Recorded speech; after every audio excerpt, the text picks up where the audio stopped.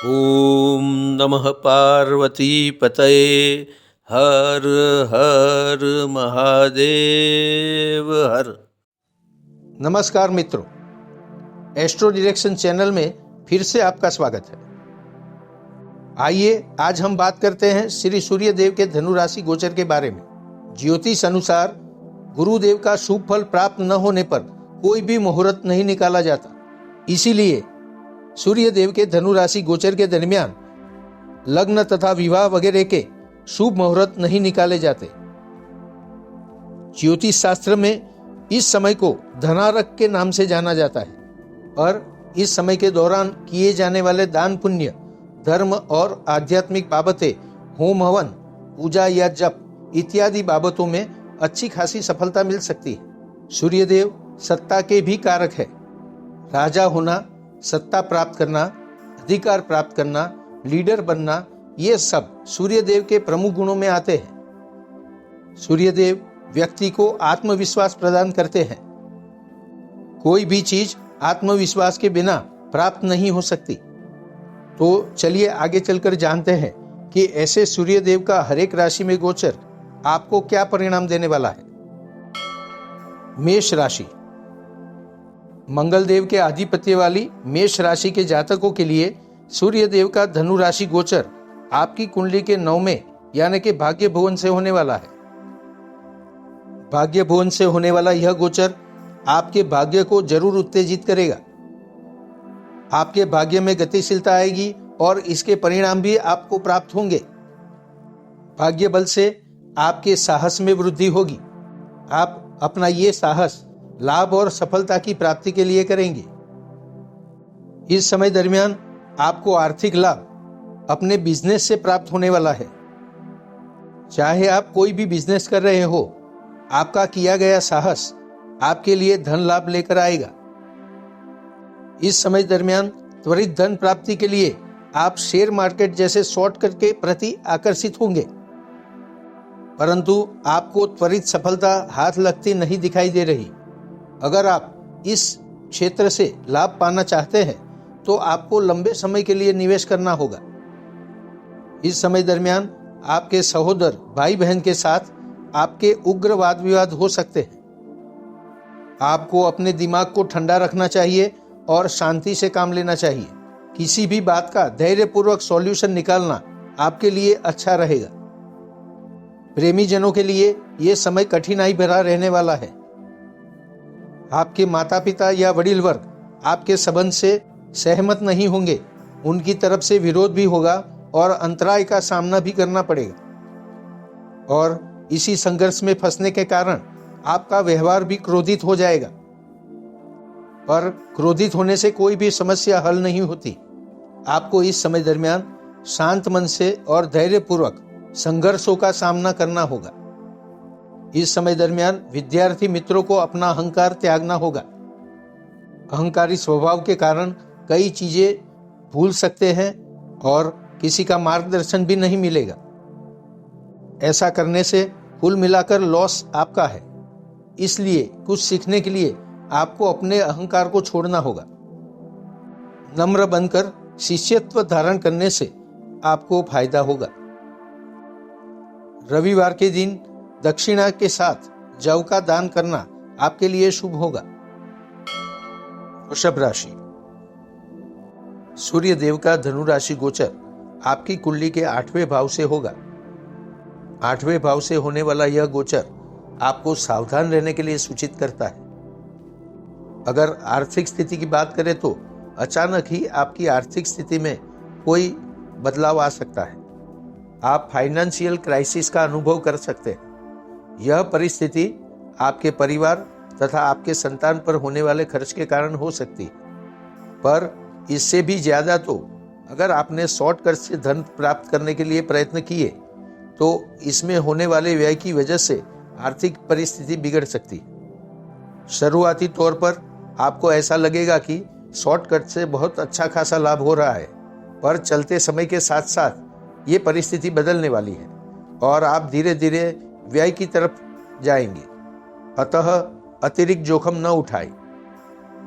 आपकी असंयमित वाणी के कारण आपके परिवार में भी कलेश हो सकता है। आपके परिवार के सभ्य आपसे दूर जा सकते हैं। इस समय दरमियान सोच समझकर बोलना आपके लिए बेहद जरूरी बन जाता है। अपने कार्यस्थल पर तथा वाहन चलाते समय आपको बेहद सावधानी रखनी होगी। ये सावधानी आपको अकस्मात से बचा सकती है। साल 2024 के चालू होते ही इस परिस्थिति में बदलाव आएगा और आपकी परिस्थिति धीरे धीरे संभलने लगेगी। सूर्य देव के मकर राशि में गोचर होने तक आप परिस्थिति पे थोड़ा बहुत कंट्रोल कर ही लेंगे। श्री गणपति महाराज को दूर्वा चढ़ाना और उनके दर्शन करना आपके लिए लाभदायी होगा। भक्तों में लड्डू या मोदक का प्रसाद बांटे। मिथुन राशि। मिथुन राशि के मित्रों के लिए सूर्य देव का धनु राशि गोचर आपकी कुंडली के 7वें भाव से होगा। इस समय दरमियान आपका बिजनेस आगे बढ़ने वाला है। आपको सरकार या सरकारी निगमों के साथ बिजनेस करने का मौका मिल सकता है। इसके लिए आपको अपने कॉन्टेक्ट्स पे ध्यान देना होगा और नियमित प्रयत्न करने होंगे। दिसंबर मंथ के अंत तक आपको संघर्ष करना होगा और इसका परिणाम उसके बाद तुरंत मिलना शुरू हो जाएगा। आपके लिए आर्थिक परिस्थितियां जल्द ही बदलने वाली है। यहाँ पर आपको समझदारी से काम लेने की सलाह दी जाती है, क्योंकि अगर भावनाशील होकर काम लिया तो व्यय की तरफ ले जा सकता है। इस समय दरमियान संपूर्ण सूझबूझ के साथ निर्णय लेने की आवश्यकता है। अगर आप अपने बिजनेस में पार्टनरशिप करना चाहते हैं तो वो भी आप 2023 के अंत के बाद करें। बिजनेस में आने वाले संघर्ष तथा समय की व्यस्तता के कारण आप अपने लग्न जीवन को समय नहीं दे पाएंगे और इसी वजह से आपको लग्न जीवन में भी संघर्ष झेलना पड़ेगा। इस बाबत को संभालने के लिए आपको अपना क्रोध छोड़कर बुद्धि का इस्तेमाल करना होगा। इसी के जरिए आप इस बाबत को संभाल सकते हैं। क्रोधित स्वभाव के कारण आपकी मानसिकता बिगड़ सकती है और इसका डायरेक्ट असर आपकी हेल्थ पर भी पड़ेगा। आपको सर दर्द तथा ब्लड प्रेशर बढ़ने की बीमारियों से संभालना होगा। नियमित मेडिकल चेकअप करवाएं। हो सके तो इस समय दरमियान आप अपनी स्थावर संपत्ति के मुद्दों को बाजू पर रखें। इस समय दरमियान स्थावर संपत्ति के लिए कोई डिसीजन नहीं लेना, यही अच्छा होगा। हर रोज देवी कवच का पाठ करना और बुधवार के दिन कुमारी काऊ को भोजन कराना आपके लिए लाभदायी होगा। कर्क राशि। आपकी कुंडली के 6ठे भाव से सूर्य देव का धनु राशि गोचर होने वाला है। इस समय दरमियान नौकरी पेशा लोगों को कुछ परेशानियों के बावजूद भी आगे बढ़ने के मौके मिल सकते हैं। आप अपने काम में नियमित और प्रतिबद्ध बनते जाएंगे। आप चाहे जो भी क्षेत्र में हो वहां पर एक लीडर की भूमिका निभाएंगे। आपके यही गुण आपको आगे चलकर अधिकार प्राप्त कराएंगे और धन लाभ भी हो सकता है। काम के प्रति अति व्यस्त रहने के कारण आप थकान और वीकनेस महसूस कर सकते हैं। आपके लिए समय पर भोजन करना और खान पान में नियमित रहना ये बहुत जरूरी बन जाता है। इस गोचर के दरमियान आपको कर्ज के बारे में सावधान रहना होगा। यहाँ पर कर्ज वृद्धि की संभावना है। जब तक अति आवश्यक न हो जाए कोई कर्ज न ले। आपको अपने कठोर व्यवहार को संयमित रखना होगा, क्योंकि इसी वजह से आपको किसी से शत्रुता हो सकती है। भले ही आपका हरीफ वर्ग और शत्रु आप पे हावी नहीं हो सकते, पर इसका मतलब ये नहीं है कि शत्रुता को बढ़ाया जाए। आप अपनी अच्छी वाणी तथा निखालस वर्तन से इन बाबतों पे कंट्रोल कर सकते हो। आप अगर किसी कानूनी बाबत में फंसे हो तो अपनी बुद्धि के कारण उससे आप छुटकारा पा ही लेंगे। विदेश या विदेश यात्रा के प्रयत्नों के लिए ये समय अनुकूल है। आपको इसके लिए प्रयत्न करने चाहिए। हर रोज श्री विष्णु सहस्त्र नाम का पाठ करना और पीली वस्तु का दान करना आपके लिए शुभ होगा। सिंह राशि। आपकी राशि के अधिपति सूर्य देव का धनु राशि गोचर आपकी कुंडली के 5वें भाव से होगा। मार्केटिंग और इंश्योरेंस से जुड़े हुए लोगों के लिए ये समय अनुकूल रहने वाला है।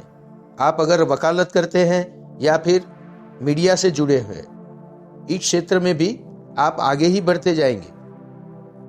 अकाउंट्स और फाइनेंस वालों के लिए भी ये समय अनुकूल फल देने वाला है। अगर आपका व्यवसाय सरकार से जुड़ा है तो इस समय दरमियान आपका काम सरलता से बन जाएगा। पर आपके लग्न जीवन में विसंगतता आ सकती है। आपके लग्न जीवन में अचानक ही संघर्ष उत्पन्न होगा और इसकी वजह से उदासीनता भी आएगी। संयम और सूझबूझ से काम लेना होगा। प्रेमी जनों के लिए भी ये समय बिल्कुल भी अनुकूल नहीं है। आपको अपने कदम काफी सोच समझकर उठाने चाहिए। अगर आपके संतान की बात करें तो इस समय दरमियान वो आपकी एक नहीं सुनेंगे। उनकी मानसिकता क्रोधी बनेगी और विद्याभ्यास से वो दूर भागते रहेंगे।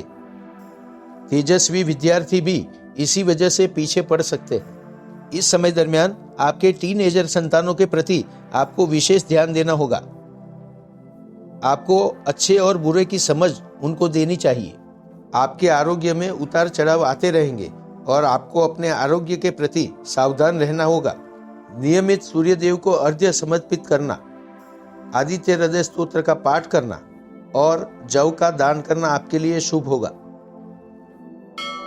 कन्या राशि।